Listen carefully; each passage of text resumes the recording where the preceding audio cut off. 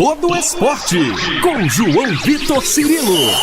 No campo, na quadra, na piscina, no tatame, em todos os lugares. E aqui, no Itacast. Um abraço para você que se liga aqui no YouTube da Itatiaia, no @Itatiaia Esporte, você das plataformas de áudio também. Obrigado a todos pela audiência. Estamos chegando, hein? Com a edição 129 do nosso podcast Todo Esporte.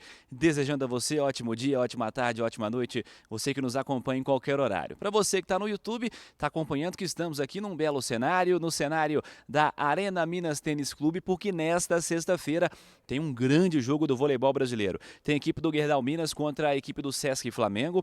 E, é claro, é um duelo ainda de Superliga, de reta final de primeira fase, mas com aqueles contornos decisivos, né? Porque estamos já na reta final da fase classificatória, falta muito pouco para a definição dos classificados, para a definição dos cruzamentos, então são jogos muito importantes nessa reta final para a definição dos confrontos que vem por aí no mata-mata.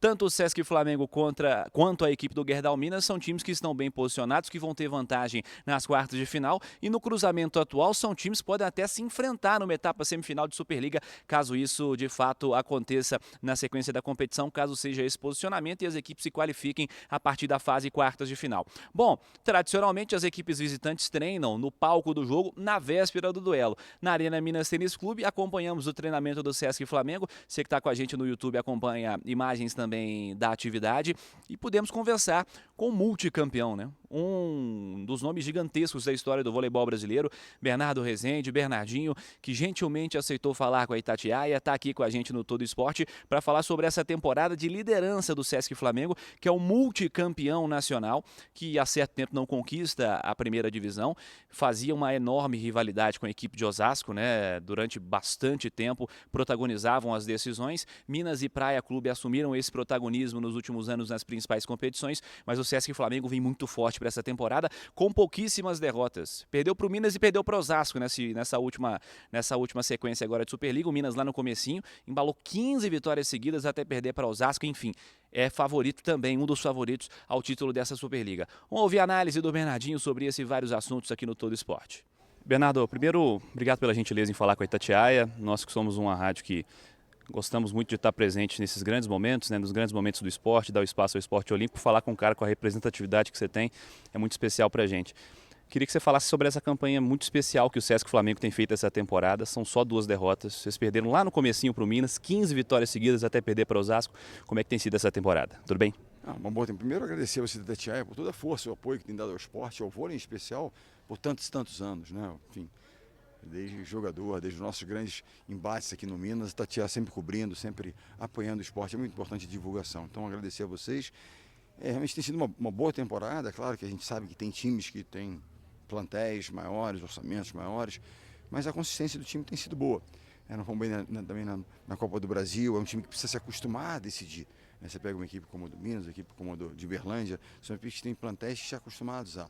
Algumas das nossas ainda são, claro, tem uma Juscelia experiente, mas algumas das jogadoras ainda carecem de um pouco dessa experiência. Mas tudo é um processo.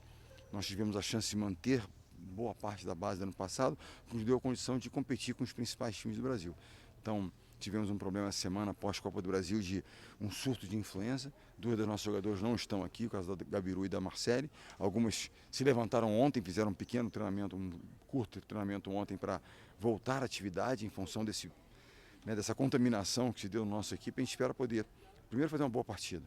Faltam 4 partidas para terminar o retorno, que a gente possa defender a nossa primeira colocação, que é importante em vista dos playoffs. Mas enfim, começam playoffs, mata-mata, tudo zera. E as equipes estão acostumadas, levam a vantagem, mas a gente espera que essa consistência da temporada nos dê a confiança necessária para termos, né, uma boa fase de playoff também. É uma reta final de primeira fase, onde vocês vão já enfrentaram Osasco, tem Praia, tem Minas, são confrontos complicados até para estudo de playoff, né? E o que aconteceu recentemente com vocês no duelo da Copa Brasil, no duelo do Osasco também, o que fica de aprendizado, de ensinamento, o que você passou para a turma? Derrotas como essa nos fazem aprender sempre, né? Nas derrotas que você sofre, aprende, tenta entender como. Eu acho que a consciência que vinha aprendendo na reta final do jogo com o Osasco, a gente perdeu, cometeu erros em excesso, né? O Osasco teve seus méritos, assim como o Uberlândia, que vinha numa situação muito ruim, cresceu muito, né? Nesses últimos, tanto que ganhou a Copa do Brasil, fez uma boa partida com poucos erros, com muita assertividade. tirou alguns jogadores de seleção brasileira para colocar em quadra um time mais consistente, com poucos erros, mais técnico, e nós estivemos abaixo, ou seja, jogamos abaixo, principalmente de respeito à continuidade do jogo. Errar menos, dar continuidade, trabalhar naquilo que a gente consegue trabalhar melhor. Então tudo é um processo, a gente tem que realmente aprender a lidar com esses momentos. A Copa do Brasil era um playoff, era um mata-mata, não fomos bem. Então como é que a gente lida com esse tipo de momento, que é o que nós vamos enfrentar daqui a 2 semanas, quando acabarem as 4 rodadas finais. Vocês têm agora pela frente o Minas Tênis Clube. O que você espera do jogo dessa sexta-feira? E um adicional referente a isso. Minas e Praia têm protagonizado os grandes momentos das últimas temporadas. Por que Minas Gerais está aparecendo com um voleibol tão forte e o posicionamento desse momento do Sesc Flamengo nessa briga das primeiras posições? Não, Minas Gerais é tradicional, né? O caso do Uberlândia é um pouco menos, porque o Minas Tênis Clube são décadas, né? Não é recente. Né? Mas nós tivemos momentos em que o Rio de Janeiro era o grande dominador, disputando contra o Osasco muitas vezes, contra o próprio Minas, em algumas finais, enfim. Nós ficamos aí, nós estamos tanto que é o time mais vitorioso da Superliga. Mas, né, nos últimos anos, principalmente por uma questão do investimento mais alto, o Minas se fortaleceu tremendamente, assim como o Uberlândia, que não apenas o Praia Clube, não apenas o voleibol, mas muitos esportes têm investido. A capacidade de investimento te gera uma certa vantagem.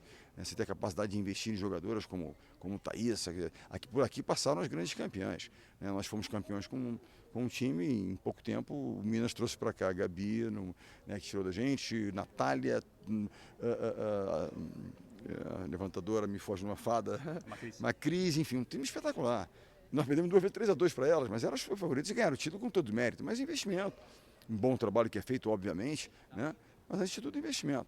Né? O time do Minas é um time, o clube, assim como aqui investe na base, mas se parar e olhar, os grandes campeões, elas desenvolveram, mas não foram formadas aqui. Vieram. E não é demérito nenhum. Nós também temos uma série de jovens que a gente investe, etc. Tal. E eu digo, não me lamento de nada. Nós tivemos momentos mais força. No passado nós caímos numa semifinal, ganhando por 1-0. Tivemos chance de fechar um tie-break e perdemos para o Uberlândia, que era uma equipe, no papel, muito mais forte que a nossa, com um orçamento certamente muito superior ao nosso.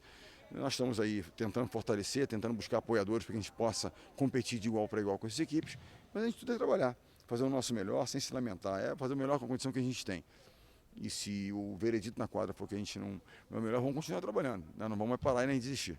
E falando em bom trabalho, quase 2 décadas de projeto, aliás, 2 décadas de projeto no Rio de Janeiro, um período maior ainda considerando os anos anteriores.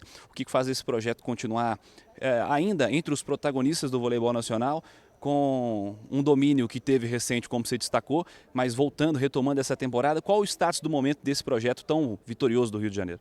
O status ele depende daquilo que é o fundamental, que sempre nos moveu, que é a paixão que a gente tem por isso. Nós vamos ganhar, nós vamos perder, mas nós vamos continuar trabalhando. Levantar todo dia, eu me levanto todo dia com prazer e a paixão para poder fazer um pouquinho melhor e trabalhar as atletas, sejam elas mais jovens, sejam elas mais veteranas. Temos jovens de 18 anos, temos jovens de 43 anos. Então, o prazer de estar com elas, desenvolver, de propiciar uma carreira que elas possam não apenas ter êxito na quadra, mas também se desenvolverem como pessoas melhores. Né? Então, isso é o que é o nosso trabalho, a nossa missão. Então, nossa paixão continua intensa, por mais que às vezes ela nos traia um pouquinho, com algumas derrotas duras, mas é parte do processo, vamos seguir fazendo. Sabemos que um jogo amanhã é um jogo muito duro contra uma equipe super vitoriosa, mas para nós é um teste importante, olhando para frente, olhando para os playoffs.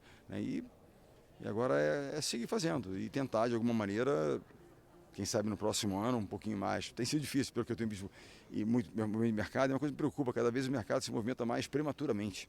Então a competição não acabou, os jogadores já estão fora, já estão... Tudo isso, na minha opinião, condiciona muito, né, a própria cabeça das jogadoras. Então isso é uma coisa muito preocupante, na minha opinião, né, assim, essas mexidas tão prematuras, né, de mercado. As equipes estão jogando e as jogadoras estão se movimentando já, os agentes trabalhando de uma forma, na minha opinião, muito afobada e, de uma certa maneira, na minha opinião, prejudicando o próprio rendimento dos atletas. Né? Então isso não é bom. Muitos jovens não sabem lidar com isso, é natural que não saibam, são muito jovens ainda. Né? Então nós temos que ter um pouco mais de maturidade e responsabilidade de respeito a isso. Mas o mercado se move dessa maneira, a gente não pode ficar fora, vamos tentar proteger o que a gente puder proteger e, se for possível, reforçar, senão é seguir trabalhando, reforçar com o trabalho. Minha pergunta para fechar é justamente sobre esse cenário macro, né? Sobre competição, sobre Superliga. O momento da nossa Superliga, como você avalia o nível dos times, o nível da nossa competição, como estamos posicionados entre as principais ligas do planeta, como a avaliação de um cara que vive isso há muito tempo? A nossa liga é uma boa liga. Se parar e olhar, vamos ser sinceros e corretos. Você tem uma liga italiana e uma liga turca que tem alguns times, não todos. A liga turca tem provavelmente 4 times, 3 superiores aos nossos times, o quarto time, que é um time equiparável às nossas principais equipes. Então, obviamente, o movimento desses 4 times financeiro muito superior ao nosso, mas isso é uma condição do país, uma condição, né, no cenário mundial.